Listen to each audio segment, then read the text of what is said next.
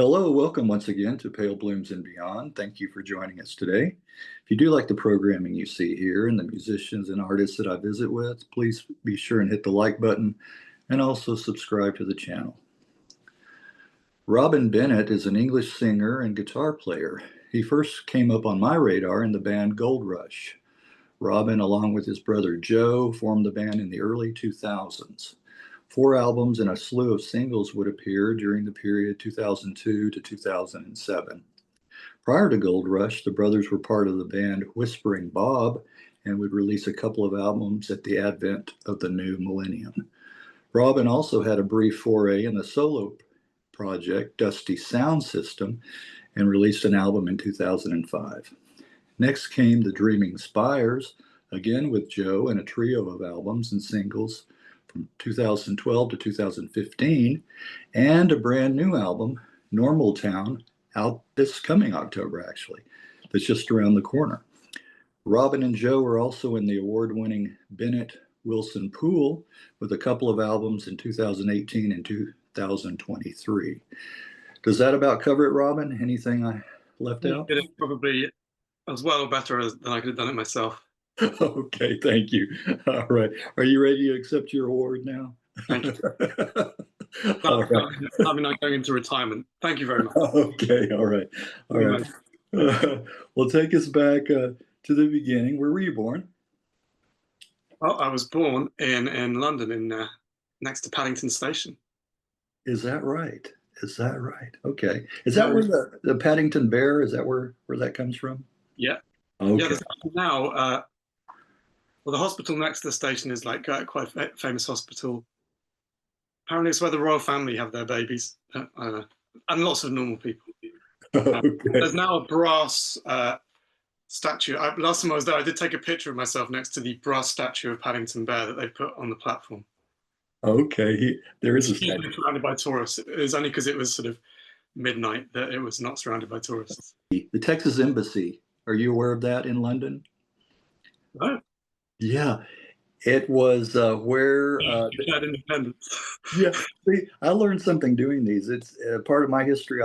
They didn't teach us, but before we became a state, 1842 to 1845, there was a delegation of politicians that housed up there, and today it's a restaurant. You know, actually, naturally, they turn everything into a restaurant, right? Or high rise. But from those years before we became a state, there was actually a delegation there called the Texas Embassy, which I wasn't aware of. No. Anyway, the funny things you find out. Well, do you recall early on your childhood growing up, as far as do you remember hearing music in the household? Yeah, I mean, it's a bit like a sort of relate in the song Dusty in Memphis on one of the second Dreaming Spires album, but my real childhood music memory is, we originally started I lived in London until I was 6 months, and then we were in Cambridge for a while. I don't really have any music memories from that, but aged about 4, we moved to Oxfordshire. And I remember just my dad had one of those record players that had an arm where you could pile up 7-inch singles. And he had, I think Apple reissued all the Beatles singles in the early 70s on 7-inch. So my dad had most of those. And I think we just sort of stacked them up. And I was probably like 5, but my cousins or my dad would stack them up and just listen to predominantly Beatles singles. I mean, there's the odd other thing, and also in terms of albums, we had Hard Day's Night and one of the Sergeant Pepper ones with all of the like cut out glasses inside it and the things that it used to have in it. Oh yes, my dad had a hi-fi stereo, and I remember he used to stack his. He had some 78s too, you know, going way back. Right. You didn't have to keep getting up. You just sit there and you hear this clanking sound, and a bit like a jukebox. Right. I don't know how good it was on the ones that were played previously. Not too good on those. We're a lot more precious about vinyl these days, aren't we? Yes, we sure are. Yes, we definitely are. We hold them in higher regard. Well, Were either one of your parents musically inclined at all? Well, they both sang in a choir. Um, Oh, so I didn't, and uh, my mother played the piano, and I think she had once played the oboe. But her siblings were all musical. But we saw quite a lot of them, and one of them sang opera, and one of them played the piano, and one of them played the cello. But they were my aunts and uncles. My grandmother was musical, but who lived nearby, but she was also completely deaf. is that right? Okay. So you could sort of pick up on the rhythm of things, but not really the notes anymore. Um, but but that was kind of it. And then sometimes would take us to orchestral concerts where their choir was singing as well. Yeah. I still remember seeing quite a lot of orchestral instruments growing up, but I never really.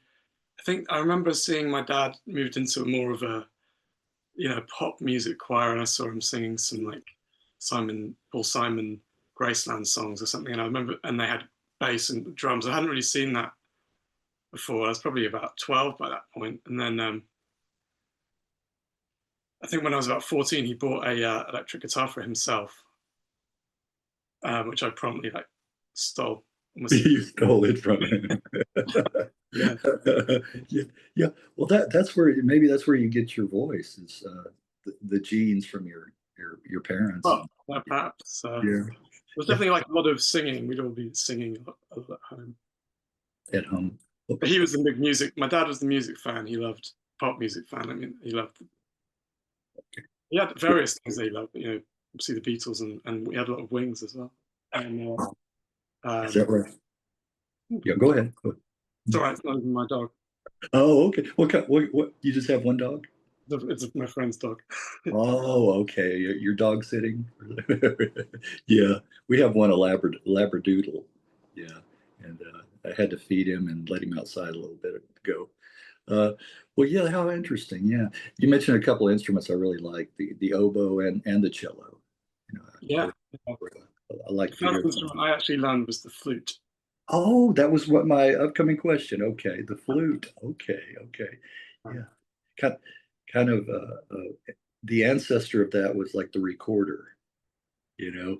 I I think most children. I don't remember really ever learning the recorder. Yeah. Uh, and I had very bad asthma as a child, so I don't think. Yeah, it just wasn't really. Didn't have much lung capacity, so I didn't really learn the flute till I was started learning that when I was about 11, Okay. and, uh, Okay. and then the guitar when I was about 14. And but that was more mostly teaching myself. Um, I think when I realized you didn't have to read music, you could just kind of work out the chords. That really changed it for me. Yeah. With age, did you kind of outgrow the asthma, or you don't have a? But yeah, I think around when I became a teenager, it got less serious. Okay. Get out and about more. Yeah, that can be very debilitating. You know. Wow. Yeah, that's very interesting. Yeah, hearing. And I guess if you have childhood asthma, you're often like, stuck in your bedroom a lot and kind of imagining things. Yeah. I Yeah. think that's definitely you become quite interior. There's Yes. not that much. Yes. Well, that can also feed into the songwriting too. I think, having all that time to yourself, and Yeah, imagining well, lyrics. yeah, it became sort of something to do, isn't it? Like Yes. as soon as I could do two chords, I started writing really nice Right. songs. Right. And even, fast forwarding to COVID, when a Mhm. lot of artists, musicians, songwriters couldn't do anything really. So then it was kind of a good time to write, to write. Yeah, well, that was without jumping the gun. That Yeah. was um, I'd got quite. I mean, you mentioned the Bennett Wilson Poole albums, but I'd kind Yeah. of we recorded both of those before COVID, and then we were sort of about to embark on releasing the second one just when it struck. Yeah. Yeah. That was delayed, and then I was at home like everybody else, and that's when I had the time to actually. I had the normal town songs were kind of in my notebook, some of them, um, gathering dust, and finally had got kids and things like that now, so sort of finding several days in a row where you can work on some demos can be hard. So that was the first time I actually did have time to do that, which is when I started that album, the new album. Um, Right. so it kind of reignited doing that for me. Yeah. Yeah. That was, it was kind of a blessing in a way, inadvertently, that COVID in some ways. Yes, you know, the bright side of that. Yeah, you know, and I've heard of people that were hospitalized too. You know, that would Yeah. they would write. You know, what else can you do? You know, when you're in the hospital. Well, so you mentioned the guitar, okay, and what was? Can you recall one of the first live shows or concerts that you attended? Again, like I'm like I don't remember ever being taken to aside from orchestral concerts. I never really got taken to any by my parents. I don't think. Um, so it was like watching bands at school in like the older years that managed to. I was always, you know, pretty impressed when people could play a song from start to finish. You know, Yeah. like What great. about pop groups or rock groups? Yeah, well, I think the bit where I sort of where it migrated into something um, more immediate was when we had, I guess, the big. I got into buying the Enemy and the Melody Maker when those still existed Yeah. properly in print form every week when I was about 15. And then we had that was the time of the kind of Britpop explosion in Britain, and you had all these bands. I mean, I knew they were all referencing the Beatles and Kinks and things that I knew about from my dad's record collection. Oh yes. I mean, and being in Oxford, I was at school in Oxford. We lived about 10 miles outside, but I was at school in Oxford, and you had bands that were from Oxford that were like major figures in this revival. And so you had Supergrass, who were like 1 year older than me, 2 years older, Yes. and Radiohead, obviously, Yes. and even the tail end of Ride. So yeah, it felt like, oh, there's these people just down the road that are on TV. Um, they're only a bit older than me, so that was something that suddenly kind of gave it a bit more of something to aspire to actually do. Um, You know, one thing that I'm very jealous of you guys, you know, over there, you know, just about depending on what decade and probably most decades, you would have concerts, live shows just about every night, you know, with prominent bands, you know, sometimes, you know, three or four on one show, you know, and here it's so few and far between that we, you know, have any decent shows, you know, it's not every night for sure. You know? So, some places it is, right? Depends where right. Some of the when I talked to some of the guys from the, you know, like late 60s, early 70s, they said, yeah, they had shows just about every night, you know. I But don't. I think it was a really good time in Oxford. It was a really good local music team. It's partly why these bands had broken through. If you look back at it, yes, and yes, I'm involved in an organisation now that's trying to revive the scene in Oxford, because a lot of the venues have actually closed down. There's far fewer than there were then. very true, very true. There's still our shows going through, but Oxford's increasingly bypassed. It's not like it was, without sounding like a probably old Yeah, man. right, right. Yeah, Well, I'm we're not, thinking of the next generation. I'd want them to be able to go to yeah, shows that I could have. yeah, I didn't really catch a lot of those bands I was mentioning. I was kind of still at school and I couldn't really get out to in the evenings. But um, there was sort of the subsequent generation, a few years later, a couple of years later, that I did go and see the bands that those people formed after those other bands broke up. Or, yeah, and then some of the sort of bands that followed in their footsteps. right, right, right. We'll talk about some of your musical influences. I know Americana is a big one, but talk about some bands and some artists that have influenced your sound with your group. Yeah, well, I think it has varied over time, but a lot of it was the kind of building blocks of like how I put songs together. Things was definitely, as I mentioned, things like the Beatles and Simon and Garfunkel. Um, but also, I was really into early rock and roll from a young age. I was into like Elvis and Chuck Berry, um, just because I had albums by them. And I think I found a box of records at school that contained, uh, where I kind of switched into Americana. This box contained, as I remember, Crosby, Stills and Nash, uh, Neil Young, the band, things like that. My dad also had the Brown album by the band, so that was probably the gateway to Americana, and became really, me and my brother and our Whispering Bob bandmates became really obsessed with the band. Like we'd just be listening to it constantly.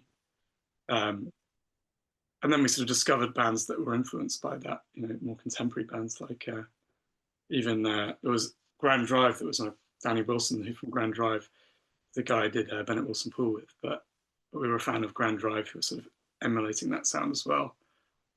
And then later on, I discovered some of the more,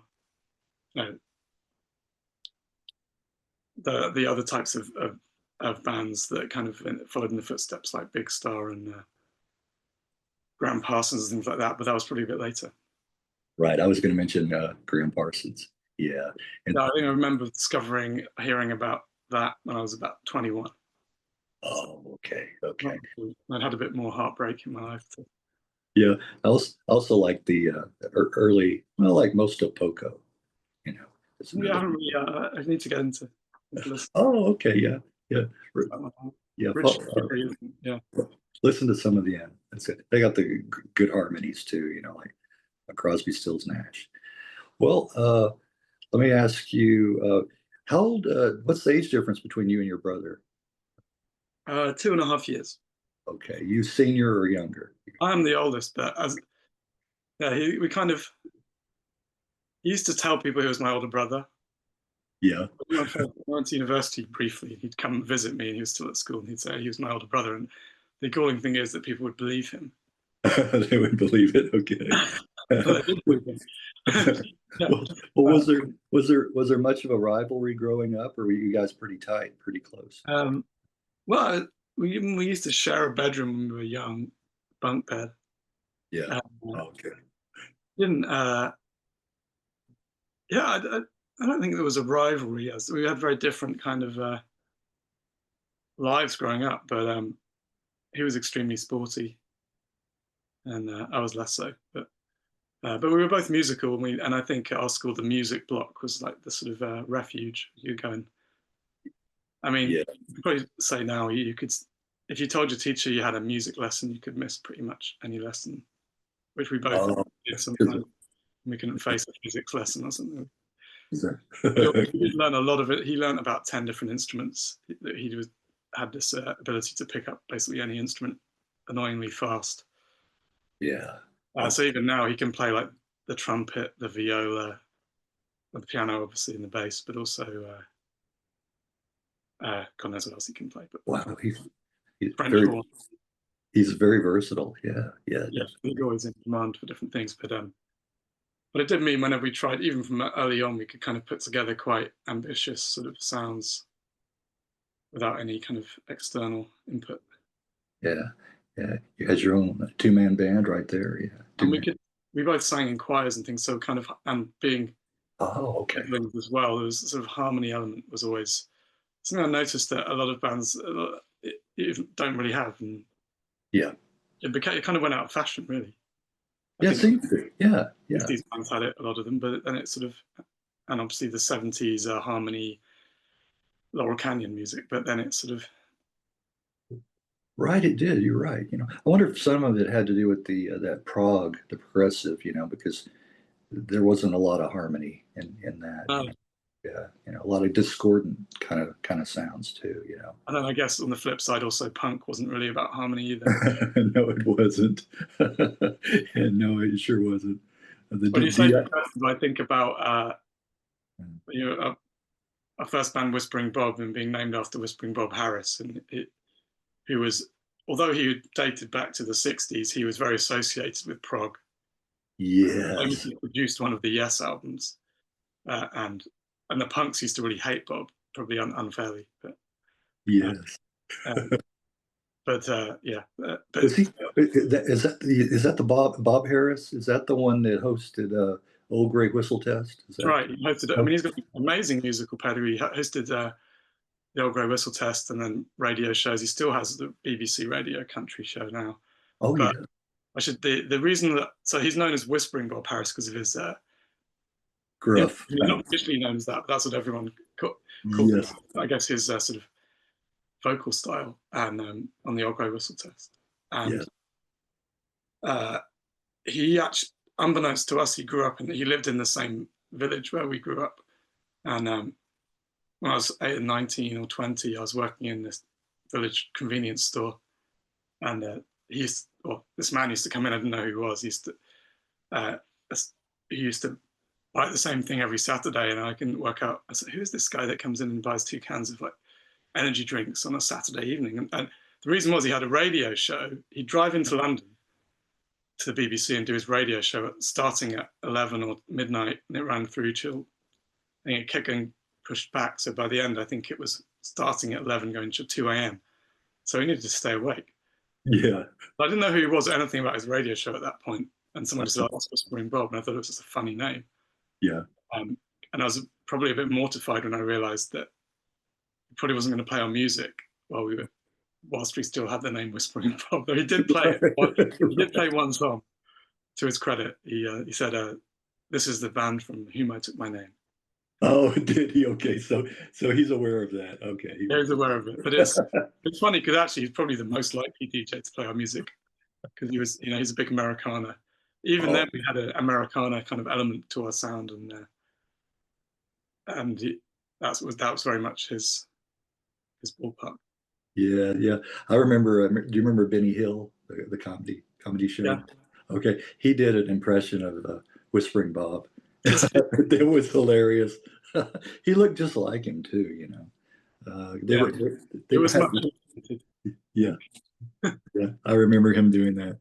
That was funny. There's also an impression of him on the Fast Show, or that sort of relate the jazz TV presenter on the Fast Show. I think is also modelled on Bob. So. It's another good one. Oh well. He's done so many good interviews over the years, like Tom Petty and Bruce Springsteen and John Lennon and all kinds of people. So. Oh yes, oh yes. Well, similar in a way, I guess, to John Peel. I know. Yeah, yeah.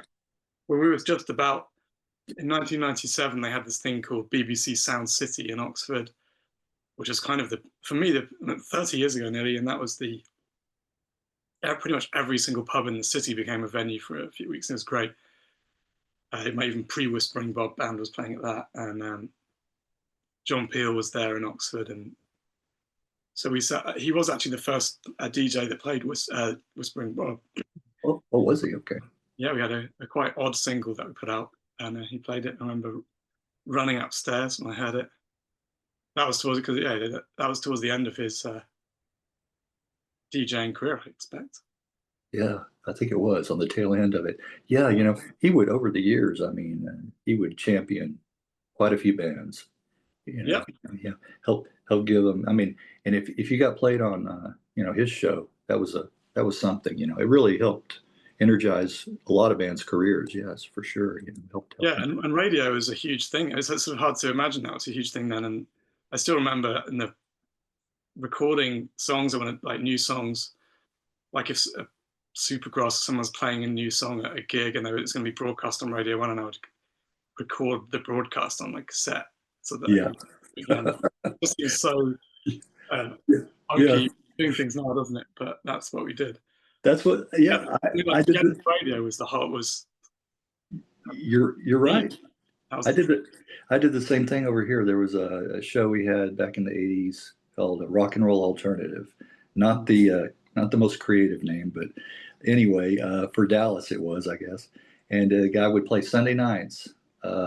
They had the show on. I would tune in, every Sunday, and he played a lot of the stuff, import stuff from, across the pond. And that's how I picked up on a lot of bands doing that stuff. I'm sorry. Which bands? I'm interested in. Which bands? There's a few years difference here. I'm a little bit older than you, but quite a few. I was heavily into the '80s alternative UK music.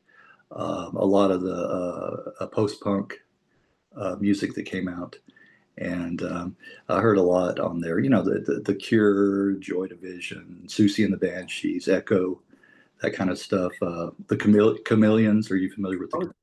Oh yeah, that's where I first heard them on there, and that was unlike it. I actually did meet the Chameleons a couple of years ago. I played did you? With them, yeah. Oh, you got to, yeah, I don't know how many original members it is, but some, I yeah, think. you get to play with them. How interesting. Yeah, I have a story. My I thought we would never see them here. You know, they hadn't ever come to Dallas, and so in 2000, 25 years ago now, me and my brother went to Manchester to see a show. That's the first. That's the first and only time I've been to the UK, just to see the Chameleons play live, and it was the original unit, and it was kind of like their farewell kind of show at the time. But then I think after that they didn't have. Of course, the drummer passed away, and then they kind of broke up a little bit. I didn't. They never had the same unit. But come to find out after that, he's been here. Like I've seen him four more times. But at that time we thought he'll never come here, so let's go there. And so I have seen him four more times. So, well, were you in a band prior to Whispering Bob, or was that your first? Well, there was a band. I had a band at school. It was called Cresta. Yeah, with three school friends. We didn't have a. We played out a little bit. We were still very much. That's where I did my first things like recording or playing gigs. But it was pretty. We were kind of like a rudimentary, slightly '60s Britpop band, I guess. We had a couple of people that fondly remember us, but that was the unit which played BBC Sound City '97. Oh, okay. Was that a Cresta, Yeah, Cresta? I doubt you'll find. I'm pretty sure we're not on the internet in any form. No, no. It reminded me of an album, The Hollow Man. Do you remember the Hollow Man? They had an album called Cresta, a UK band. Yeah, MMA, I think. yeah, and that was like 1990 that album. But that sounded familiar to me.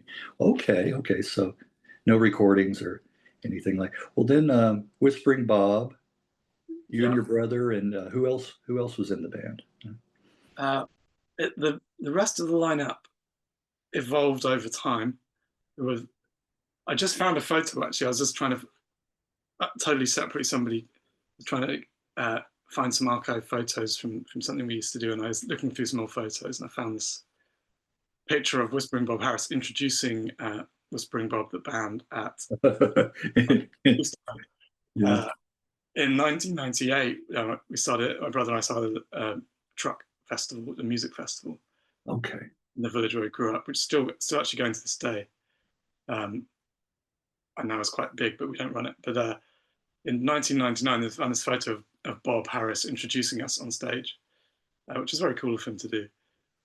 So that looked like the original lineup of Whispering Bob. There was a guy called, I met this guy called Jeff, who went to a different school, and he was a big fan of things like Roxy music. Oh. He wore a bit of eyeliner, and he was quite flamboyant. And he had like this really cool analog synthesizer. His main instrument was actually guitar, but for some reason he became a keyboard player because he had this synthesizer. And he also knew how to do like computer recording, so he had some kind of Cubase software. Oh, okay. We had this slightly experimental thing going on. We'd make little weird drum loops, but then we had a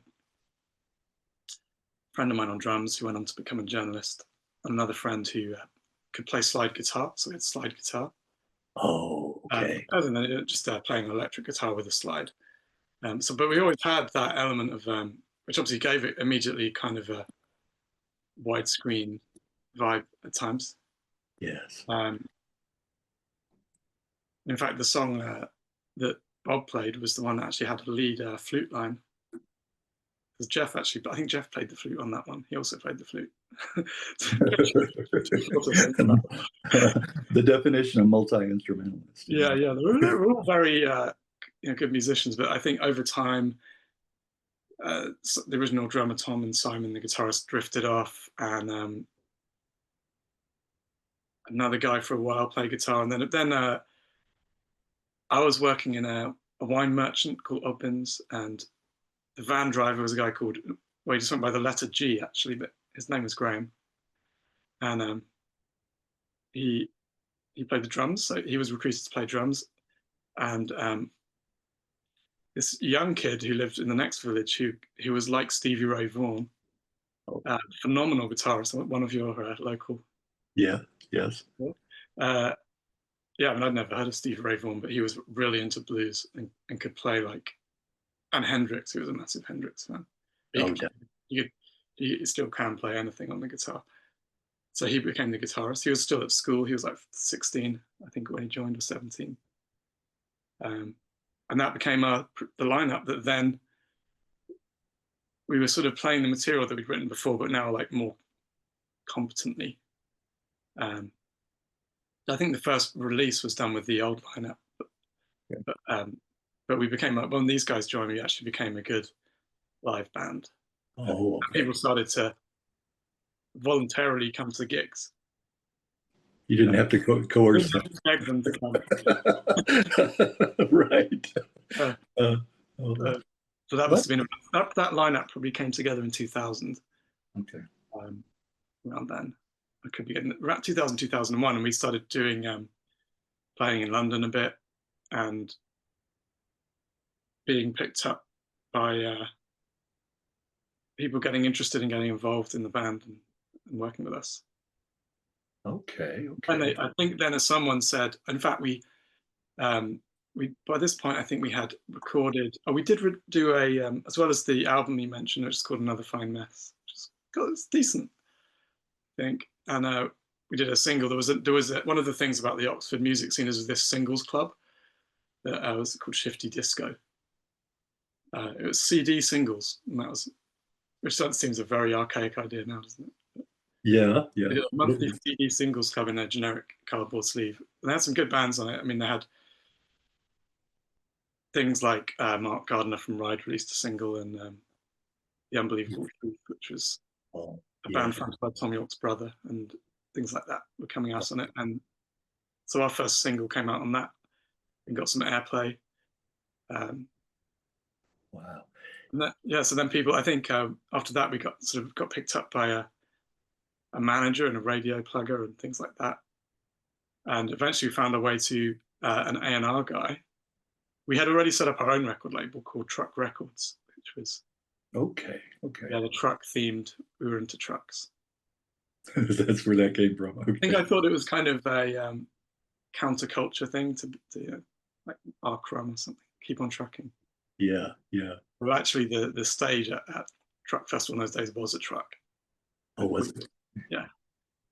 Actual truck. Okay. So people think that's why it was called that, but it wasn't. The name actually came first. Oh, okay. Yeah, I noticed that some of the material on that label that came up. Yeah, you mentioned Mark Gardner, and you would work with him later Well, as later, well. a little bit later we did, yeah. Yeah, yeah, yeah. Now that's someone I would like to. Big We'll rock. but just to finish that bit, Yeah, yeah. Go ahead. Sorry. we got we sort of recorded some. Well, it was Same Picture, and there's some B-sides for that. We were recording on the back of the first single. We'd actually got a very small publishing deal with which we had bought a mixing desk. I mean, it was £1,000. I think we got £1,000. So on a mixing desk and a recording device and an ADAT. It was an ADAT recorder, I think. Another vintage format, a short-lived format, which we were recording on in my bedroom at my parents' house.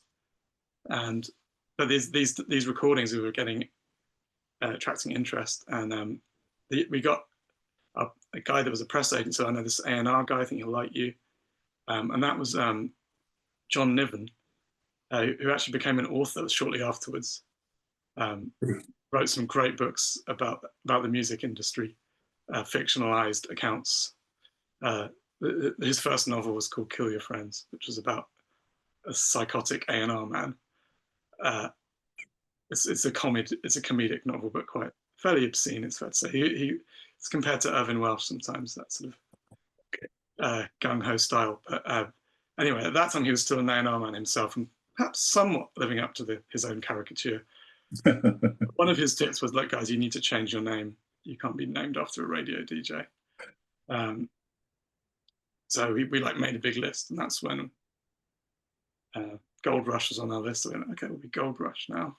So so the first stuff we actually released at that point was under the name of Goldrush, and that was the same picture single on Truck Records. And that we've been doing a residency at this venue in Brixton, South London, called the Windmill, which is the reason I was looking at these photos was somebody's making a documentary about the Windmill, because it's now become a launching pad for loads of bands. It's a very, very basic pub with an Irish landlord and a Northern Irish booker who was also a music journalist at that time, and he'd reviewed Whispering Bob, and he booked us to play, and then said, "Oh, you should just play here every month." So we did that, and it was the radio DJ that actually kind of discovered us was Steve Lamack, who was one of the radio DJs at the time. Yeah, yes. So he had the same picture, and he just played it like seemingly every night, and that sort of really quickly set off this period of time, about turn of 2001, about the classic kind of music business experience. Wow. Which was really bizarre, because I think the songs were melodic, and like we were young. Yeah. But they weren't like obvious. I don't know. I guess it ticked the boxes for the music industry at that moment. So it was a bit crazy. All these kept getting faxed, like large offers from record labels and taken to dinners. Wow, you went through that experience, yeah. It must have been like, I'm sure that doesn't really happen now, and it probably didn't happen for much longer after that. I mean, that's pretty much. I mean, that was like Napster was coming through then, wasn't it? And yes, demolition of the music business. Right. It hadn't happened yet at that point. Yeah.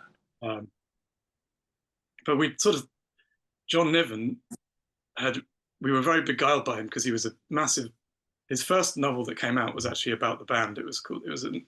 Remember that 33 1/3 series of music books? Yes. It was one of those, and it was about the Big Pink. It was a fictionalized novel, worth checking out. Fictionalized novel about the band. Yeah. So we had an instant musical connection, and he was tuning us into other stuff we hadn't heard, and in fact, I think possibly even Graham Parsons was one of those things. So we thought we'd sign with him, but it turned out that he was actually leaving the music business and having expended a large amount of cash on various things. He was at the end of the road. Okay. Yeah. We ended up signing with Virgin Records, but not necessarily the greatest time to sign to them in retrospect, but they were kind of on the tail end of the Spice Girls. Yeah. Yes. Yeah. They were looking for a band that could like turn into Coldplay or something. Maybe they thought we might do that. Yeah. It didn't work out. Well, that's interesting you said that, about how you were getting all those offers and things just kind of like were working for you. It's funny when it happens, it's somewhat inexplicable. Yeah, it's timing. Yeah, timing has a whole lot to do with that.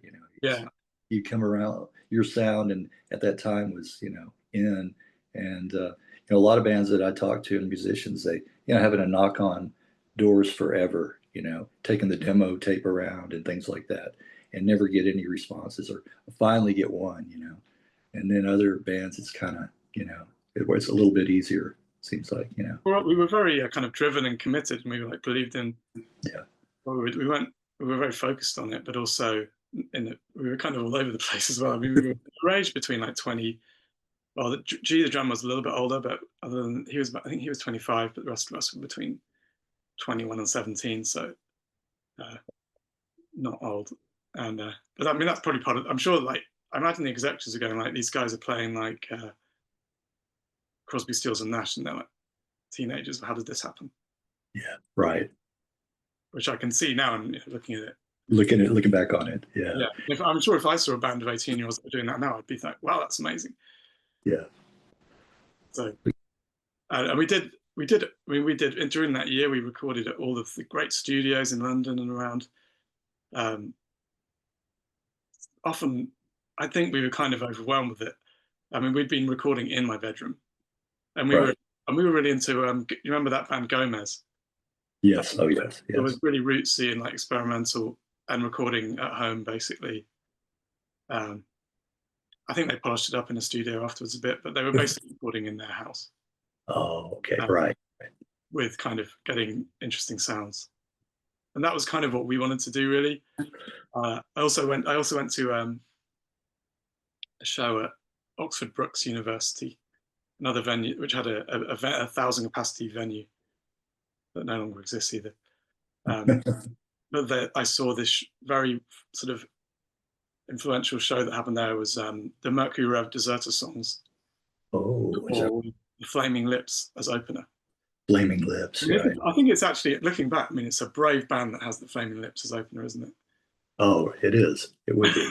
And Elton Gardner had been in the Flaming Lips. I didn't know that at the time. Yeah. Jonathan from Mercury Rev had been in the Flaming Lips. Yes. Yes. But that was, I remember going to that and I was like, well, this is like, what is this? This is Yes. incredible. And then there was a link because the Deserter songs featured Garth Hudson and Lee Van Helm from the band on it in places. Yes. So I felt like, oh, this is like another iteration of that.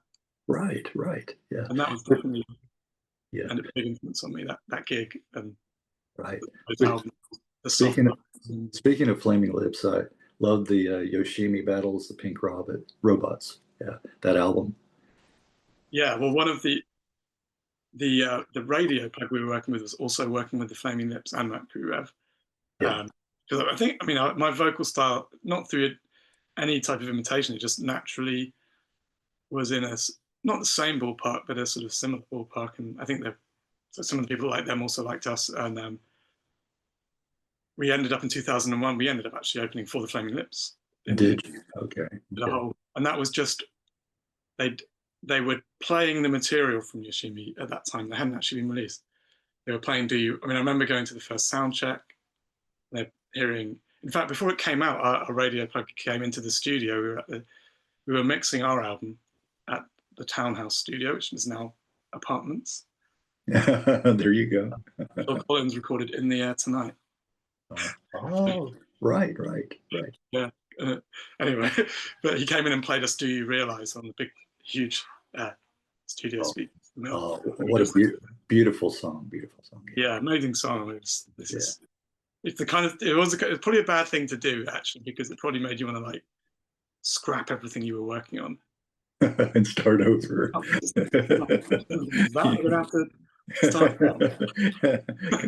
Comparing yourself. Yeah. Well, you mentioning the name changing to Goldrush. That kind of evokes that West Coast or Americana. The rush to pan for gold. Back in the day. So I think it was a decent name, actually. I think. Yeah. I mean, people. There was that. During that year, we were getting signed to the record deal. We're putting out singles, getting airplay, a lot of airplay in the UK. I'm doing some tour with Flaming Lips. We did a tour with Elbow, one of their first big tours. Oh, okay. Kind of getting out and about and picking up fans. But it was I think what was interesting about it is it wasn't like now, in that even though it's in some ways harder now, it's really easy to have a direct connection with your fans now. But in those days, you didn't really. Right. You kind of got in a van, you went somewhere, and then that was it.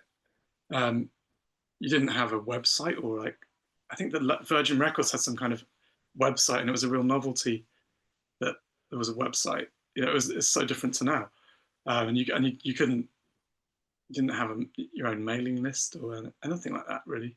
So we sort of knew that there were people listening, but we didn't really know who they were, where they were. Yeah. And that was kind of disconcerting, I think. We were very dependent on at least when we were doing our own stuff with Track Records, we were kind of in touch with people directly. Yeah. And even when we first did that, Joe and I were doing it from our parents' shed, their garage, actually. We had a phone line in there. And like, it was great, actually. It was really fun. And we didn't realize that you weren't meant to just phone people up. Yeah. You know how it is when you just phone up the editor of the Enemy. And sometimes they would actually answer. Yeah, right. And, you didn't get a recording or anything like that. Yeah. Some of the record labels used to send us stuff, and I think they thought it was amusing. Yeah. So, Well, you talked about moving when you first time you recorded in an actual studio. What was that like? Was it a little intimidating, or what was that like? I think it took a while. I mean, we did work with a few different producers that, I mean, we did some sessions with Phil Vinyl, who we loved, but, and he'd done a lot of those, probably those 80s indie bands that you mentioned. Yeah. Not, maybe he was definitely some, I can't remember what he was most associated with. We didn't really know him, but it, I think we weren't quite ready to be pulled apart. We kind of, when you're a new band, you kind of like worked out your songs and how you play them. And he wanted us to kind of deconstruct them and play the guitar standing on our head and things like that. And we probably weren't quite ready to do that because we just got really confused. And then we were in we got sent to these really plush studios where you get free lunch and there was people preparing dinner. And I think some of us probably felt they were on holiday uh, a bit. And then, but at the same time, we kind of really didn't want to screw it up. So it was a weird mix of relaxing too much and putting too much pressure on ourselves.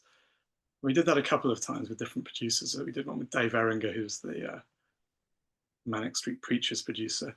Oh, okay. But what that came about because Virgin said, "Who do you want to work with?" And we said Dave Fridman, the Flaming Lips and Mercury Rev producer. And they said, "Well, you can work with Dave Eringer." I think they Okay. thought the Flaming Lips, they don't sell very many albums. We'll put them with a different guy called Dave. Yeah. And it was that was a bad fit as well. So for that one, we were at Rack Studios, very famous. That was Mickey Most's studio. He was actually there. He was still alive. Oh, he was still alive. Yeah, he used to pop in each morning and go, "Hello, chaps, are we winning?" Would he say that? But it was very surreal. Yeah. Uh, but that didn't really work out either. And then when they realized it wasn't really working out with these name producers. They found this young guy called Lenny Frankie who had done. His vibe was a bit Jimmy Iovine. He would talk a lot and big music fan. It didn't always make sense what he was saying, but he was obsessed with David Bowie. And he'd done some good kind of rootsy sounding albums with a couple of bands. It's quite a school band called Delta who'd done a good album with. We're from Birmingham. Anyway, he said, "Well, you got to go to Abbey Road Studio 2 to do your album." So we were like, "Oh, okay, we'll go there." You don't have to ask twice. Yeah, so that's where we went. Yeah. Um, Around, well, would be able to tell you the date. But I think it was November, but it was while we were there. We recorded there for 4 or 5 days, and George Harrison died while we were there. So suddenly it became this big. All the TV news turned up, and the sort of fans, and there was floral tributes and everything. And we felt sad about it too because we loved George Harrison. So that was when we were recording in 2001, I guess, winter 2001. Okay. And then we finished that off, and that was our album. But then whilst that was all going on, the president of Virgin Records, who was a cool guy who I was still in touch with, who he had been the manager of Brinsley Schwartz back in the day. Oh yes, I love that pub rock. That's another. Yeah, he was a kind of, and actually pub rock was very much our kind of thing. We didn't know Oh, about it. But I guess I did know about it because my dad had quite a lot of Dr. Feelgood albums. I had an interview with Brinsley actually. So my dad had Brinsley Schwartz looking back, but that was one of the ones I never listened to. But okay, yeah, and Ian Gom, another one that I talked to as well. So he and Brinsley Schwartz as well. yes. I do need to catch up on all that stuff. Right. He'd been their manager, but he got fired from.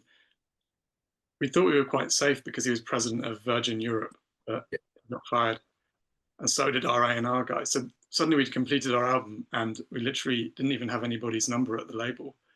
And they brought in this French guy to run the label, who was the guy that discovered Air. Okay. Well, I like Air, but he was not impressed with us. Oh, he wasn't.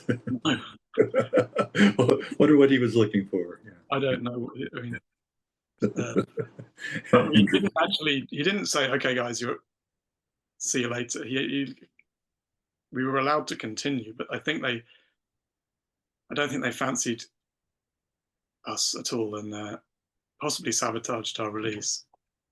And it ended up kind of trickling out. I think the album reached number 99 in the top 100, which is almost the second lowest place you can reach in the top 100. So, Right. so it was kind of, we were all very demoralized after that, as you can imagine. Because Sure. we stayed on Virgin for almost a year after the people we knew had left, and it was the only person that would return our calls was like this administration person who was, but that was about it. Yeah. So Yeah. well, they were still paying for everything, but not talking to us. So it's not a recipe for success. We should have probably just left. No. Yeah. It's always easy to think because it feels like at the time it felt like this is our one big shot and you completely. Yeah. Well, it's like when you have something, like what they say, a bird in the hand, right? That'll, you don't want to jeopardize that. What if you don't get another chance or another opportunity? So, but yeah, it was kind of you think that is going to be your only opportunity to do anything. Right. Exactly. Actually, we should have taken the example of Elbow had a similar situation and walked away from and released their album on a different label. And yeah. the rest was yes. But they must have been a brave manager who told them to. You're right. Elbow and Doves. I love Doves. Yeah, that's what we were big fans of Doves too. Yeah, another band like that came around the same time. Well, I have a copy. I have a copy of the "Don't Bring Me Down" CD. Oh yeah. And I think I might have messaged you before about this "Wide Open Sky." That's still my favorite track. Oh yeah. What a great track. Yeah. Yeah, we had some good things that come out of those times in the sessions. That's actually Lenny, the producer, said, "Oh, you guys need to get a 12-string Rickenbacker. We'd never seen one." He hired one in. And we all had to go with it. And I think actually Joe played the kind of chiming, it's kind of a bit Cure style, it's a bit reminiscent. Yeah, a little. Yeah. It's like Friday I'm in Love thing to it. Right. Yes, I hear that. So Joe played that on we spent ages trying to get that song right, because when everyone heard that song, they were like, well, this is the song that's going to kind of propel you guys. Yeah. Especially the radio guys, they're like, we can get this song on the radio. And then, to be fair to them, they did. They did. It was like Record of the Week on Radio 1 and Radio 2, which should have made it. I think if the label hadn't been deliberately undermining us at that point, it would have translated, but it didn't. And we weren't. Yeah, anyway, it's still a good song that people listen to now. So what more can you want? Still like that. Well, I imagine making the video was fun. Well, in fact, I'm on the ground. Yeah. And the other guys are parachuting out of the sky. Yeah. Very primitive CGI. Yeah. But that was actually done the night after we finished the tour with the Flaming Lips. They played the Astoria venue in London. We'd stayed in London, and obviously it'd been the last night of the tour, and everyone had been drinking heavily till a fairly late hour, and then got to the video studio and said, well, so what are we doing for this video? And he's like, well, I'm going to be suspending you, because they were actually suspended up in the air in these harnesses. So probably when you've got a hangover and have 2 hours sleep, if they look a little bit pale. That's why. Yeah. Well, I like to hear those stories too. Yeah. I might have believed that my job was to sit on the ground in a kind of countryside scene. Yeah. That was perfect for you after having a hangover, right? Let me just sit here on the ground. Yeah. But it's good. I mean, like you said, it was the early days of CGI, but it complements the music. I think it does, and vice versa. Well, interesting. There was a video for the same picture that Virgin did that we haven't managed to. It doesn't seem to be out there. Really. I'm trying to find a copy of it. But, really interesting. Wow. Wonder why. I wonder why not. That's interesting. But interesting that talking about Mark Gardner you mentioned earlier. Yeah. Ride. He joined for the second album. In 2005. Well, after I think to late 2002, we realized that we would have to leave Virgin, even if they they obviously weren't going to release anything further by us. So we actually got in touch with Dave Fridman finally ourselves. And he agreed to mix a couple of songs for us that we'd recorded at us. We had a kind of DIY studio that we had built, which was great, which we still use. So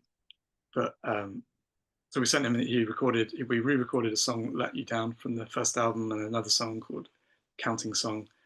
And then we released the extended play EP or mini album on back on Truck Records. And I think Mark Gardner heard that and he came to see us. We played actually, and I think that Dave Fridman gave us the sound that we'd actually been looking for with those mixes. So we were a bit gutted that we hadn't got him to do our album because we kind of knew what we wanted to sound like. But we played quite a big show at the Garage in London. Probably our biggest show that we did, headline show that we did as Goldrush. And Mark came to that, saw us. And he said, well, I'm looking to kind of do a US tour. He'd been in Ride and then he'd been in this thing called the Animal House. And he was kind of looking to go solo for a bit. Didn't really know what, he was at a bit of a loose end too, but he'd had this opportunity. Well, you'll know better than me, but there was still a lot of love for Ride in the US. Oh yes, oh yes. I've been a fan for long time. So that was we then went, okay, well, and we actually got a royalty because Wide Open Sky and had got a lot. You get royalty airplay money in the UK for being played on the BBC and other stations, but particularly the BBC. And it had really clocked up to a fair amount of money. So although our record deal money had run out, we got this fairly large check for airplay. Worked out how much it would cost to get US visas. And we thought, well, let's try that and go somewhere new. And then pretty much that's what we did for the next 3 to 4 years. Okay, yeah. Well, I just thought of a band. You know Captain Soul? Do you remember that band, Captain Soul? I remember the name. It was around the same time they had an album in 2001 on Pop Tones. You know, yeah. That was what is his name? Alan McGee's, yeah, an offshoot label for him. Yeah, but that's got some really good harmony based songs on it that are really good. T-shirt 69 was, I think, I remember Cosmic Rough Riders, who was another Pop Tones harmony. Yes, Cosmic Rough Riders. Yes, that's another one. Exactly. Yes, yeah. And they had Arnold was another band on their. Oh yeah, I liked Arnold. Yeah. But I can remember Arnold coming out and the music press being very sniffy about them because the type of thing that we were into was rapidly going. Like I tell you, the moment I knew we weren't going to be a cool band anymore, I still got it somewhere. There was an article in the Independent, 2 new bands you need to check out. One of them was Goldrush, great, The other one was The Strokes. Oh. And it flipped. Suddenly everyone wanted to be Television, or the Velvet Underground. Yes, New York sound. Yeah. So suddenly it was like West Coast, no. New York. East Coast. Detroit, minimal Detroit duo. What you did not want to be was like a slide guitar-driven band from Oxfordshire. Right. But we went to the US with Mark, and it was a completely different experience. It was just incredible for us, and we played to variable, sometimes bad audiences, sometimes good audiences. But we would meet because we were with him partly, and he was still well connected. We'd meet all kinds of interesting people, and people with a lot of the American indie bands were huge Ride fans, so they would come and hang out. We met all kinds. I think we started on the East Coast, and we did some recording. We also did some recording at Dave Fridman's studios for Goldrush, and also for Mark's album that we did together. I did a bit of writing with Mark for his album, which was great for me. We were playing a set mixture of solo material and Ride songs, which was fun for those of us that were Ride fans. But it was more of a kind of country rock style, I guess, probably not quite shoegazing enough for the Ride fans, but that was how we did it. Yeah. We've actually been doing a cover of, even back to the Whispering Bob days, we've been covering Dreams Burn Down by Ride. But we did Oh, it. right, But we right. did it in the style of kind of Crosby, Stills and Nash, if you can imagine. But In that can't style. imagine. It's In that style. I think my I mean I like a lot of their material, Vapor Trail, Twisterella, one of my. But I think Ox Four or I think that's my favorite. yeah, I love the way that one builds and yeah on that one. But that's interesting, Mark Gardner. Now that's someone I'd like to talk with, either Mark or someone from Ride. You know, yeah. Well, I would love to have an interview with. I think at the time people assumed that they would definitely never get back together. Yeah, yeah, But yeah, we did do one show with Mark at the this tiny underground venue in Oxford, and Loz, the drummer, came and sat in on drums, and Andy Bell came too and played a bit of guitar. So it was almost a full Ride reunion around that time, which was, and I was like, wow, this is great. Uh, um, but then on that first trip in 2003, we went to the West Coast, and that was even more life changing, I would say, just because it was so alien to us. We're used to bad weather, yeah. like this sort of. It was nice, huh? And Yeah, I grew up, reading Jack Kerouac novels and John Steinbeck and things. Just to actually be in California was mind blowing to me, and yeah, couldn't really get out. Still haven't really got over it. It was amazing, yeah, yeah. um, and we Well, didn't really want to leave. And in fact, our G, the drummer, still lives in California to this day. the same year, 2005, I believe, the album Ozona was released. Oh, I've actually got it right here. You got that, and the title comes from a town in Texas. It does. Yeah. There you go. There you go. In fact, Oh, on the back you can see that's Dave Fridman and his family there. okay. You have that right there. Yeah. But it was actually a mixed. It was a mixed bag of material. After our kind of major label experience, we were kind of fishing around what to do, and we just recorded songs whenever we could. We did some with Dave Fridman, and I remember trying to pitch those to people. I actually still had that kind of. I think we'd been very deflated by our music business experience, but being in New York, we kind of reinvigorated. So I think it rebuilt my confidence. Like I took the recordings we did with Dave Fridman, and I took them to went to meet Chris Blackwell from Island Records, and Oh, yes, yes. another guy that had been the manager of the Ramones and different people. And then similarly in LA, went to some went to Capitol Records and different places to play them this stuff. And we thought, well, maybe this will be get things going again. Didn't quite work out like that, but we did more recording. We did some recording in the Brian Jonestown Massacre. We're all huge Ride fans, and Yes. we did some recording in their studio. And then also back when we were in the UK, we were kind of inspired to keep on doing bits of recording. So we sort of pieced together. We were actually, I think there were 3 different versions, or possibly even 4 different versions of Ozona, because we originally released an EP in the UK, and then it then got released by labels in the US, Australia, and Europe, all with slightly different track listings. So I can't even remember exactly which songs were on which version, but I thought we'll come back to the name, but it sort of sounded like a collection of stuff to me, but Yeah, yeah. kind of what it was.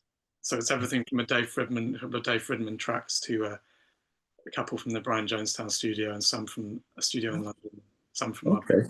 Well, how the name come about? Was it like you just had a map and you're like, okay. Oh no, we've definitely been there. Oh, you had been there. Okay. Yeah, All right. well, we started for I think 4 years in a row. We played South by Southwest Oh, Austin. in Yeah. Austin. Yeah. We would be driving we were usually staying. So on the first trip to LA, we met this guy called Danny Power, who was, he'd actually been in a band that had done a tour with Mark solo, and he had a van which was dilapidated. And he kind of looked a bit like Evan Dando or Anton Newcombe, sort of that sort of look. And he would pick us up and he would like take us to buy clothes and to buy burritos, and we'd all stay in his house. we weren't very comfortable. But, Was that had you had a burrito before that, or was that like oh, okay?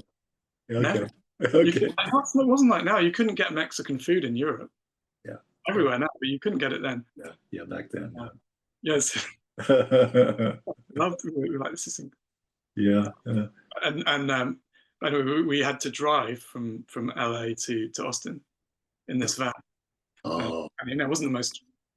It was literally that, held together with tape in some places. So, yeah. and somewhere in West Texas, in the mountains, it just died, and Oh there no. was no phone signal. And eventually, like, we sort of hailed this car and called a mechanic, and he sort of said, "Are you going to be able to fix the van?" And he said, "Barely." And we got towed to the nearest town, which was Ozona, Texas. Oh, is that right? Okay. Yeah, but it kind of then it really. So we were British people in America, so we didn't really know. Ozona is on. I mean, have you ever been there? No, never been there. No, never been there. It's on Route 66. Okay. We, Okay. Yeah, the route. Yeah.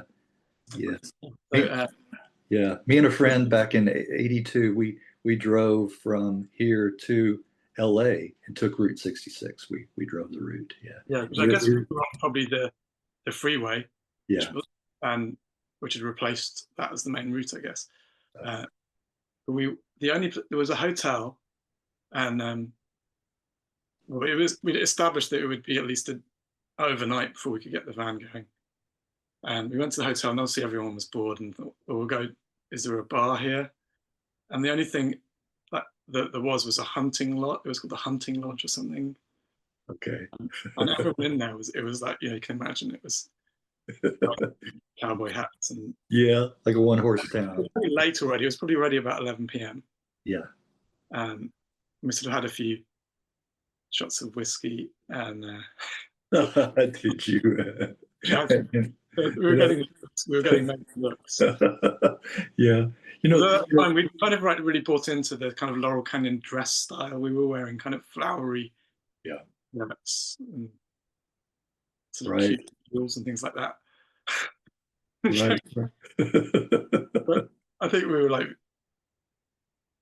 we started chatting to some people, and someone said that like this guy had killed a man, and then someone said, "If I said, have you fellas ever shot guns before?" And he said, "No."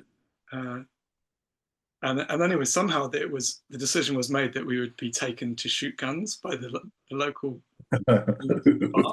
Really? So we went out and said, I don't know what, it was probably well after midnight by this point, and so we got into we would subdivide and put into different pickup trucks, and uh, and then it just got more and more weird. Like, I was just on his own with one guy, and he got driven back to his house, and they picked up loads of guns. And they were driving on. They'd been in the bar for like all night, as far as I could tell. And they were driving, and they were like, I guess it's maybe more normal there, but they were had a can of beer in one hand, and driving out into the desert with like firing stuff out the window of the car with a pistol. But we had no way of getting out. At this point, we had no way of getting out of it. No, you're stuck. We weren't entirely sure if this might be like our last night on Earth, really. Yeah, it was very. You can imagine how it went. So you had to call it Ozona. Yeah, we thought it was that come out back and we'll show you how to use a gun, but we were driving into the desert for maybe 45 minutes. We really weren't sure. We'd all seen like Deliverance and things like that, so. But broadly friendly. It got a bit edgy at times. Yeah. But yeah, but we lived to tell the tale, and when we eventually got to Austin, all of our American musician friends were like absolutely shocked that we had done this, and that we were like, So it was very, that Well, the town of Ozona became very a memorable thing for us. no, I was good. I was going to say, well, you're busy in 2005. You had the time for a solo project, Dusty Sound System, Yeah, and well, Danny, the guy I told you about, that he was our van driver and a musician. We actually became great friends and started. I think in the Goldrush days, I'd only really always been kind of on my own trying to write songs. I mean, sometimes we'd work them up with the band, but I'd always be stuck writing the lyrics, and I have moments where I just, wouldn't be able to come up with anything, and I sort of hated that. And then with Mark Gardner, I'd started co-writing some songs with him, which oh, you can co-write songs. And then with Danny, we had a go at co-writing some songs and found that we could do it like really quickly. So I think I did a trip, got some funding to do a trip to visit him and write songs, and that's when we wrote the songs for the Dusty Sound System project, and in a few days. And then, well, as I was there, so why don't we go and record them? I recorded them with a load of sort of LA-based musicians, just in an afternoon. It was very spontaneous, but I think it did actually. A lot of people were really fond of those recordings. how was it working with those musicians? Oh, it was great. Yeah, it was very different to the people I was used to working with. Yeah, yeah. But it all you had some nice chemistry there. It sounds like. Yeah, Yeah, yeah. yeah. And then I think it was just, I mean, all the things we've been through with Goldrush had been, at times had been really difficult, and oftentimes had been like really low on financially, not well off, or staying. And we'd done tours. We had done some tours of US, and we had audiences, and other times where we'd been like sleeping on the floor in a youth hostel, or so there were formative experiences, but not always comfortable, and not always great for everyone's interpersonal Right, relationships. So it right. was doing something outside of that was it reminded me that it could be fun. Could be fun. Yes. Well, I really like the track. Nothing I Can't Do Without. I have to say that. That's one of the. Yeah, I remember writing that one on. Danny lived in just near Echo Park, and between Echo Park and Silver Lake, and sat on his porch writing that song. Someone actually had a recording of us writing it. Oh, Uh, okay. but yeah, that was a sort of new style of writing for me, and with more wordplay. Um, Sort of opened up a bit of a different songwriting door for me, I think. Yeah. Um, Well, I think I became a much better lyric writer after that. after that, okay, okay, Well, we did yeah, one more Goldrush album first, The Heart is the okay, Place, yes, um, which some of that was co-written with Danny. But at least, and we were, but my brother had actually moved to New York. He was living in New York with okay. his girlfriend, now wife. Um, so it was done kind of weirdly. Me and Garrow, the guitarist, recorded a lot of it in his shed, and then Joe recorded some sort of orchestral parts in New York, and it was mixed by this electronic producer called James Rutledge, who was very talented.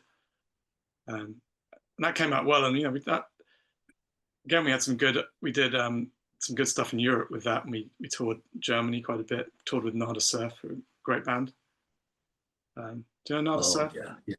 Oh Yeah. yeah, yes, yeah. Matthew from Nada Surf actually lives in the UK now. Saw him Okay. last year. Oh, does he? Um, Okay. yeah. But that was, I think, again, it was like we felt that that was actually a good moment. We got a good album and then good reviews. But the problem was that we'd kind of been away from the UK so much, we didn't really have any profile in the UK anymore. Okay. We'd Okay. been in America so much and Europe to some extent. Yeah. Yeah. So we just kind of, I think my first child was like on the way, and we could have we had opportunities to carry on touring, but we just couldn't make it the numbers add up. Like it was, a 5-piece band is expensive, and Yeah. Oh, unfortunately it kind of just sort of petered out at the end. it fizzled out at that point. Okay. All right. Well, now moving up to the Dreaming Yeah, Spires. yeah. Yeah. Maybe Yeah. that's one of the things that such. No, no, no. I enjoy all this. I enjoy the detail. as well. Oh, Uh, it's all coming together for me now. I'm remembering it all. right, right. Brush off those cobwebs up there, you know. Yeah. The You mentioned your brother was in. How long was he in New York? How long did he? Um, Not sure exactly, but a year or two. Okay, Uh, that wasn't behind the title of Brothers in Brooklyn. Did that have anything to do with? uh, well, it sort of did in the sense of like that wasn't the like the initial meaning of the thing, but obviously it had that. Uh, my brother had been in Brooklyn; he'd been living there. Yeah. Um, that song was actually about. Um,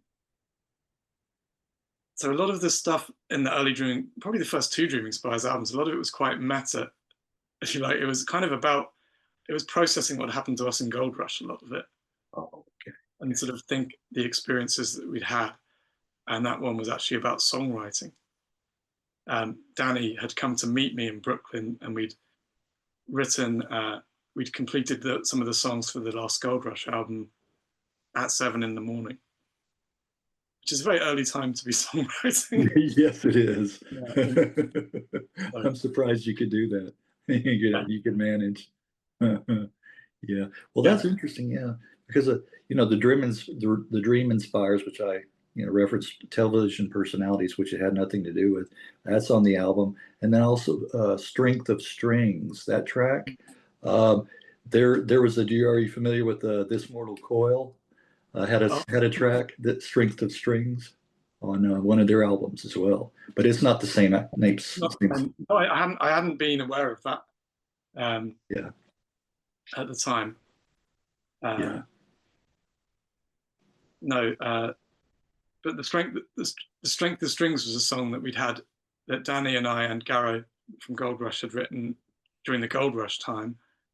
We'd actually we recorded a lot of material that we didn't release, including more than an album's worth in Hollywood at the Brian Jonestown Massacre studio.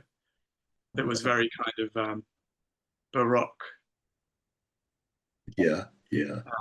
and there was a version of Strength of Strings that was like uh, harpsichord led. Oh, okay.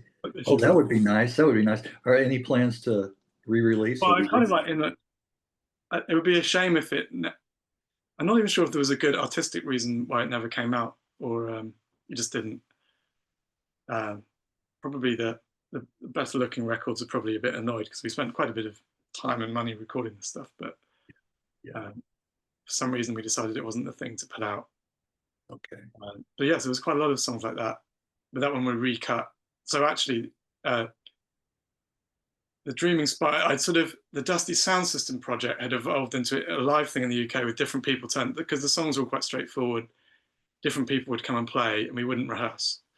It would just play, uh, and it usually came off. Occasionally fell apart, but I think I was so determined for it to be fun that we weren't Yeah. having no rehearsals.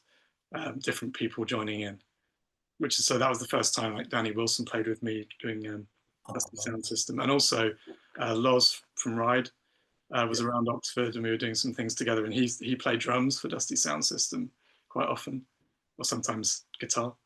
Um, but when we kind of evolved, that sort of evolved, had a period where we were Dusty and the Dreaming Spires, which is an interim, Oh, short-lived iteration.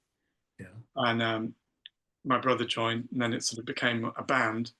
So we did one song as Dusty and the Dreaming Spires. We did a cover of "Girl from the North Country," and that was actually produced by Mark Gardner. And it had a bit of a, it kind of defined the sound of the Dreaming Spires. It was sort of country rock, but with more of a bit of a shoegaze element to the sound. Um, but then we became the Dreaming Spires, and actually on the Brothers in Brooklyn album, Loz plays drums for about half of it. Oh, does he? Okay. Played some beautiful drums, including on Brothers in Brooklyn song and the Strength of Strings. So that was a real privilege, really, to have him play on it. And then another great drummer called Mike played on the rest of it. Right. But yeah, I think, and then we recorded Everything All the Time with Sam Williams, who was the producer of the first Supergrass album. And that was like, again, sometimes also when you're talking about when things go well for you, but sometimes you record a song and you go, wow, we've really actually nailed this. Doesn't happen that often. But That was It fun when we doesn't. recorded that. I was like, well, this is, you sort of play it to people and they go, oh yeah, that's good. Yeah, yeah. Wow. So that kind of gave us a lease of life, I think. Yeah, a shot of confidence too as well. Well, yeah, the 2015 Searching for the Super Truth. Uh, Noticed Tony Poole, who would end up in Bennett Wilson Poole. He was in the Yeah. band Starry Eyed and Laughing back in the day, and then back in the '70s he was in that band, and then Sarah Cracknell would sing backing on the album vocals. Yes. Yeah, yeah, Well, so around in a sort of around this time, Joe and I and the other Goldrush guys had formed a project with Danny Wilson, Danny and the Champions of the World, uh, okay, and we were in that. We did 2 albums as part of that, and then it that sort of ended, and then Danny continued with a completely different lineup. But he produced a 3rd album with Tony Poole, who we'd never heard of.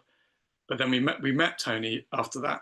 He lived in Oxfordshire as well, um, and we were through playing with Mark Gardner. We got really into our Rickenbackers, 12-string Rickenbackers, and because Mark had one, and Tony was like a master of the Rickenbacker.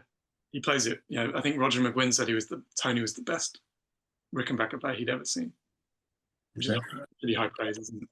wow? That's a yeah. And I think justifiably. I mean, Tony plays it with claw picks, like banjo picks. It's Yeah, really difficult to do, but that gives it the chiming. So that's what McGuinn does, and it gives it the chiming, picking sound. Um, so yeah, we're just kind of amazed by his ability to do that, and he helped us out on some of the songs on that album, particularly the yeah, title song. right. Well, Sarah singing backing on that Yeah, and so would Sarah, yeah, because um, Sarah also lives in Oxfordshire, yeah, and okay, we'd got to know her and her husband, who's the manager of St Etienne, yeah, and they were doing a thing as a live film soundtrack called How We Used to Live, which is a really cool film about London, yeah, archive footage of London, and that Pete Wiggs had produced the soundtrack, and they wanted to do this live at the Barbican in London, and they needed. Well, this is where they kind of going back to the beginning of the orchestral training and the instruments. They needed some people that could kind of give an impression of an orchestra. So Joe and I were recruited to, but at the same time, do some tracks that were rock band sort of guitar and bass. So we got hired to do that and do a bit of trumpet and flute and violin and also guitar and bass. Um, and then so that was 2014, and then we played with St Etienne for probably the following 10 years. yeah. I was gonna say she must have liked working with you guys. Yeah, No, we still love working with Sarah. yeah, um, yeah, and she agreed to we used to have parties on that album, which is another one that really people love, actually. That song relates when we went to record. Again, it's relating stuff that happened in the Gold Rush era when we went to record with Dave Fribbin, and we had to travel by train from Buffalo to Buffalo from Boston, which took an incredibly long time. I was gonna say it would. Yes, it Yeah, would. our conception of trains is a little different to the American conception of trains. Yeah, and on the train journey, we got so bored that we were in the restaurant car buying wine, and Yeah, got the guitars out, and there was a priest in the well, a man with a dog collar. I assume he was a priest. yeah. Uh, yeah, another lady, and she kept buying us more wine. So the song's kind of about that. Oh, that's what it's about. That's a good memory there too. Yeah, Made the time go faster. I imagine. it was A little, something that you had to do to a kill the time. little bit. Well, what? Let me ask you, what tracks from the Paisley Overground EP were recorded in Memphis? Yeah, so we got for the Searching for the Super Truth album. Was some people had, including Bob Harris, actually had formed a UK Americana association, because the Americana to the style of music had been around for a long time, but this name was quite relatively new. They'd formed this association in about 2012, supported by the Americana Association in the US. And in 2015, they did the inaugural awards, and Searching for the Super Truth was nominated for Album and Song of the Year. And so we got invited to play at Americana Fest in Nashville. Oh, is that how? Okay. Which was so about 10 years ago exactly, actually. Yeah. Which was great. You know, we did that, and we sort of thought, well, if we're doing that, as I said, we would become massive Big Star fans, and I'd always been an REM fan too, and so we thought, well, we could just go to Ardent Studios and record. So we did. Actually, I mean, we had the song "Dusty in Memphis," which talks about having not been to these places, because in all of our other times in the early 2000s touring the US, we never went beyond Austin or south of like Philadelphia, really. So there's this whole quarter of it that we'd never really been to. Where we really wanted, where actually a lot of the music's from, right? Obviously. Right, so, right. Huge mythology in our heads about these places. Yeah. Well, did you when you were in the studio, did you feel any like ghost of musicians past? No, but you don't need to, because Jody Stevens from Big Star is there. Yeah. He works at the studio, and he was there every day. Yeah. Wow. Yeah, so that was all we needed. We were only there for 2 or 3 days, but we also explored loads of places in Memphis, went to Sun Studios and Royal Studios, and it's funny, it seems so like, I think Nashville's was very polished, and then Memphis was a bit more gritty, and preferred it, actually.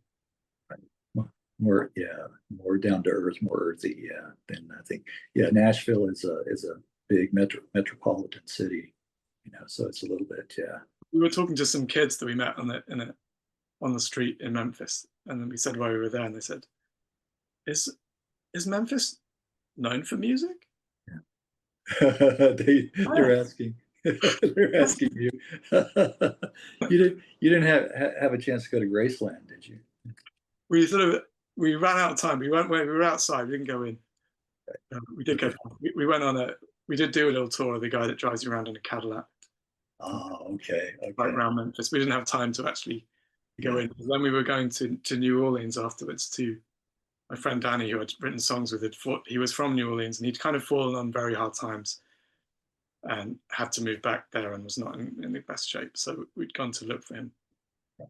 Right. Did find him. Well, I want to talk a little bit about Bennett Wilson Poole, and then talk about the new album, Normal Town. Normal Town. How did you come to work with Danny Wilson? Well, as I mentioned, we'd involved in these first 2 Danny and the Champions of the World albums that were all Danny's songs, and then Tony had worked with him on the 3rd one, and then I'd worked with Tony, and Danny had worked with me in Dusty Sound System, so we'd kind of all worked with each other a bit. And then I think what happened, the moment thinking back, I don't think how it happened, but Tony had the British politician. This was around the time of Brexit, and the British politician Joe Cox had been shot and killed, and Tony had reacted and kind of started writing this song about it called "Hate Won't Win," and he contacted both of us, said, "Will you help me finish this song?" Because he was struggling to finish the words. So I think we just went over to his house and finished the song, recorded it. Then he put it out the next week online. The internet had happened in the meantime. Yes. Such a good time. I mean, also it was a serious topic and a heavy topic, but a bit like when people talk about Crosby, Stills and Nash, when you hear them talking about how they just sang a song that immediately sounded good. That's exactly what it was like. Right. So we had all slightly different voices, and we just sang. It was like, oh, this blend is absolutely perfect. So we thought, well, we're going to have to record some more songs.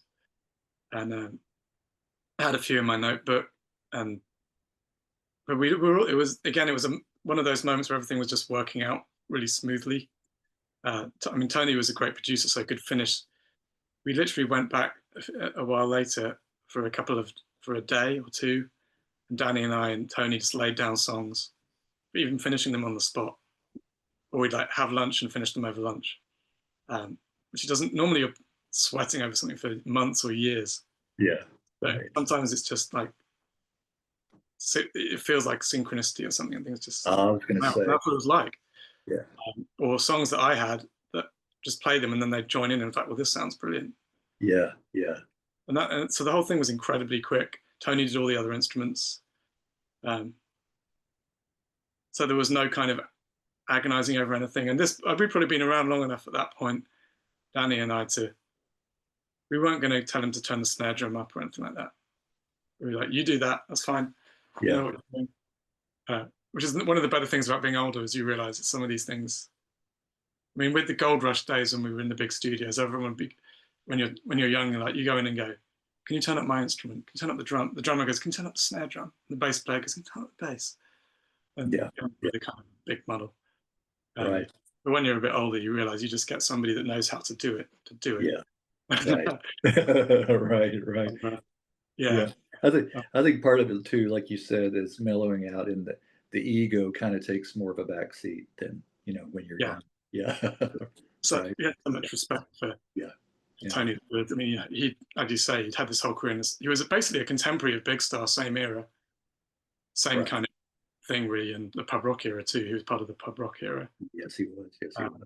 So they were definitely not what I would call pub rock. I mean, But from that time, yeah. they were the Birds, the UK Birds revival, really, weren't they? Yes. Yes. You know their stuff. Yeah. We, Yeah, we Tony really, is a huge fan of the Birds, obviously. yeah. He loves all that. It comes through in the sound, yeah. Well, with Bennett Wilson, with you guys, you trio, you had the self-titled release 2018, Yeah. and then in 2023, and I like this title, I really do. I saw a star behind your eyes, don't let it die away. I really like that. Well done. Managed to get it. Yeah. I really like it. It has a beautiful. Oh, you have? This one I should send you one. It's got a beautiful cover as well. Oh, yeah, it is. It really is. I like that. Wow. Yeah. Who did that? Who did the cover? Well, I should remember his name. John Herford, who did a lot of 60s psych covers. Okay. That's reminiscent of that. Yes. Cream. No, he didn't do the Cream ones. That was the other guy, Martin Sharp, but that kind of thing. And he was involved in Oz magazine and some of the kind of alternative culture magazines of the 60s and 70s. Right. And this is a completely different style, more naturalistic, sort of painting some apples rotting. Yes.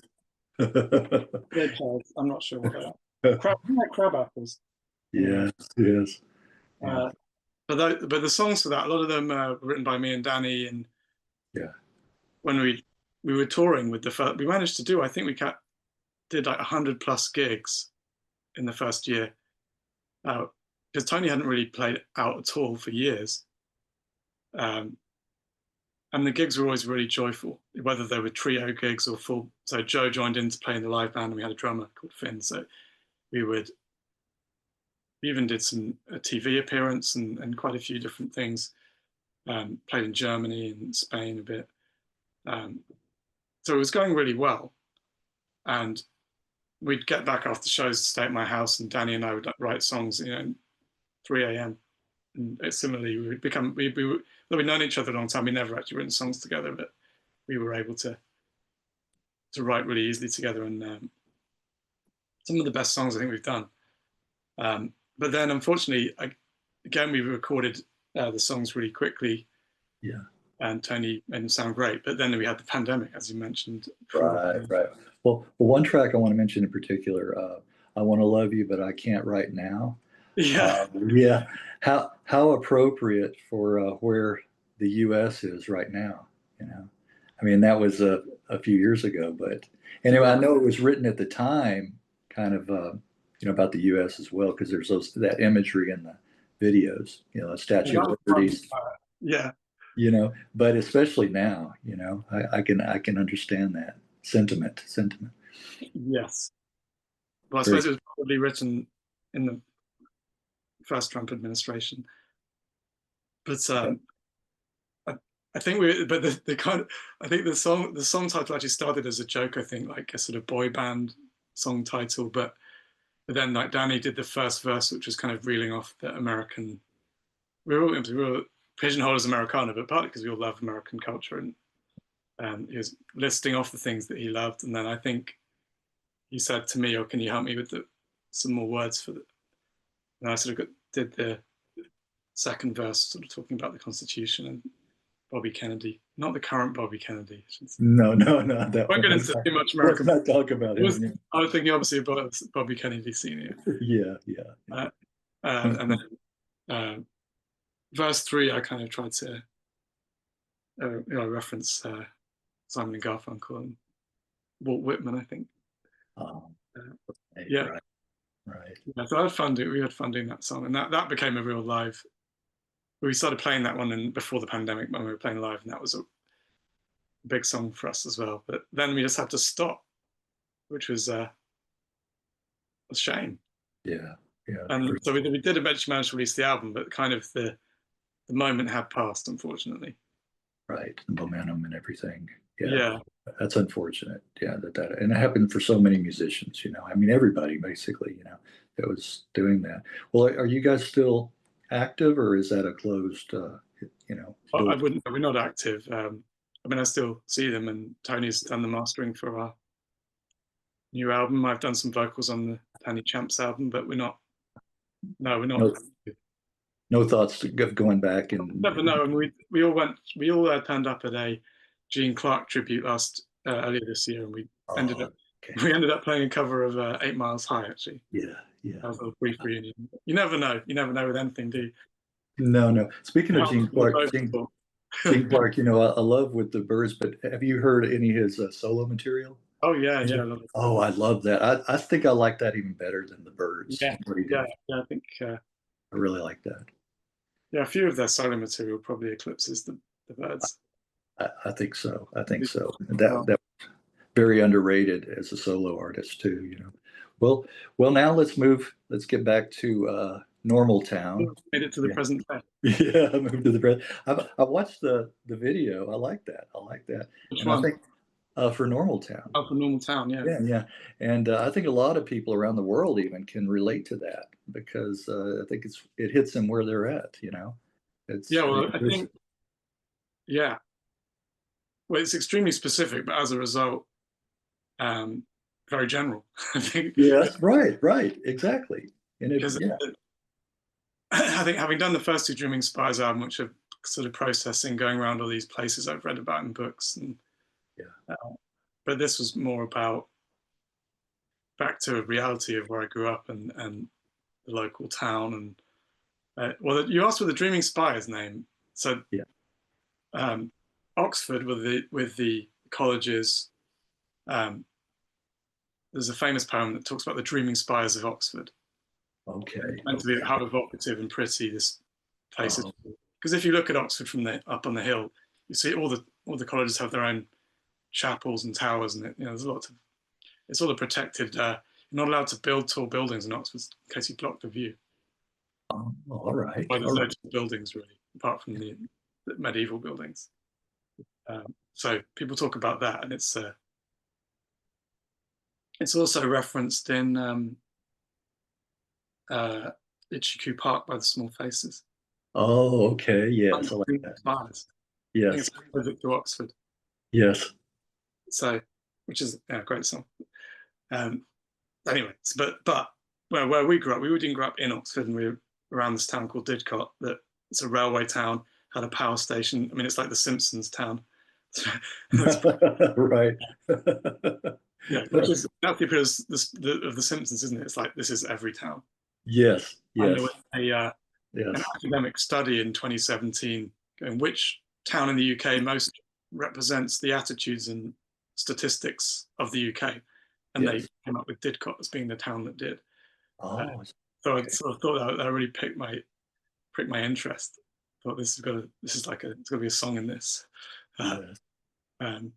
So that's where that came from. And of course, everyone really complained about it when it happened and said, no, and of course, like every place has its good points, but you have Right. that. I think it's trying to. Jamie, who plays drums for the Dreaming Spires, our permanent drummer, has been with us for more than 10 years. He periodically he's lived in the US 3 times, I think, in LA and also in Texas. Actually, his wife's from Texas. Oh, is that right? Okay. He lived in Texas for a while, but I found it amusing that they had the option of living in Hollywood, but they decided to move back to Didcot, where Yeah. James is from. Right. I thought it was funny, but also kind of reflects that sort of you get into music because of escapism in some ways, and then It but is. then at some point you have to come home and like deal with reality. Yeah. So Yeah. that's kind of what the way I relate the theme of it to the other albums. Yeah. I hear that in that song as well. Yeah, I Yeah, do. Yeah. Well, we'll and talk actually, about. Oh, there's something quite nice about being in a normal place and just right. doing normal things. Normal things. Yeah. The only thing I noticed I would criticize about the video is you guys drive on the wrong side of the Yeah, road. yeah. Sorry about that's why you probably. Yeah, yeah. It's always when I first see one, from you guys, immediately that's what I go to. It's like, you're gonna get a ticket. Get on the, and I thought, oh wait, they do drive on that side. Yeah, right. It's Yeah. like, yeah, and okay, we'll talk about the album, the upcoming album. When is it due for release? Uh, well, in only less than 4 weeks, it's coming out on the 24th of October on all of the streaming services, and the label Clubhouse is running a pre-order for it. And yeah, I think, assuming we can still ship them to the US, it's getting a bit more complicated to do. But I know some people have pre-ordered it from the US, so hopefully we're going to be able to send it to them. Hope we'll fill But the order, right? Yeah. yeah, and then we're going to do some live dates around the UK at least. Okay. So I think I think I saw on Facebook anyway that you've already got dates set up. You've already got yeah, some. yeah, we're doing some in November, and then some more next April as well. So Okay. yeah, we getting it going again. It's always um, it's been enjoyable actually. I think initially it was quite hard, but then once you start playing gigs and playing the material and it sounds good, and yeah, it's actually fun. Yeah, that sounds like it. Well, real briefly, how was the recent September Song Festival? So, Oh, nice. Yeah, that was just a week ago. Partly uh, doing one of the things I like about it, as well as people do singing and harmony singing and things, but also we have performances, but also do some interviews. So I did an interview about with different artists about political songwriting this time, which I enjoy. It feels like something that's happened. There's a lot more of around at the moment. We have, I mean, oh yeah, I played my song "Normalization," which is also on the new Dreaming Spires album, which is sort of about the political moment here. Though actually, it's, again, I have found similar to "I Want to Love You, but I Can't Right Now." I thought that song would miss its moment, but the moment just keeps on going. So it does. It I keeps giving, doesn't it? worry that no, Right. it's a good political song. Um, still Yeah. has, the Ballad of Hattie Carroll still has a resonance with Trayvon Yeah. Martin, or another contemporary story. So that a good political song will not be too defined by the precise moment. Uh, No, and no. yeah, but we actually had a couple of years back. We had Jodie Stevens and Luther Russell came to September Song and did a really nice interview with them, which I Oh, have actually. wow. I need to get out there because I have recorded it. But some great anecdotes from Jodie about Stax Records and things like that. Oh, yeah, I imagine so. Wow, that'd be nice to hear that. All right. All right. Well, Robin, I want to thank you for doing this again and for sharing your recollections, your stories, uh, and of your journey as it is. Well, okay. Well, good luck on the new album again. And I hope it's warmly received, I was going to say, and I'm sure it will be.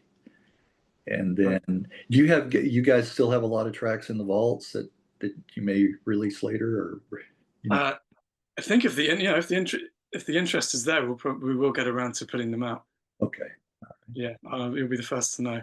okay. Hey, I'd appreciate that. Yeah, yeah. Do Yeah, keep me updated and any new things that come up and come to that are on the horizon, let me know about. That would be nice. Brilliant. And stay in touch, and Yeah. all the best to you. Okay, Robin? Greg. Oh, and say hi to your brother too for me. I will do. All right. Okay. All right. Very Bye much. bye for now. Bye bye for Bye. now.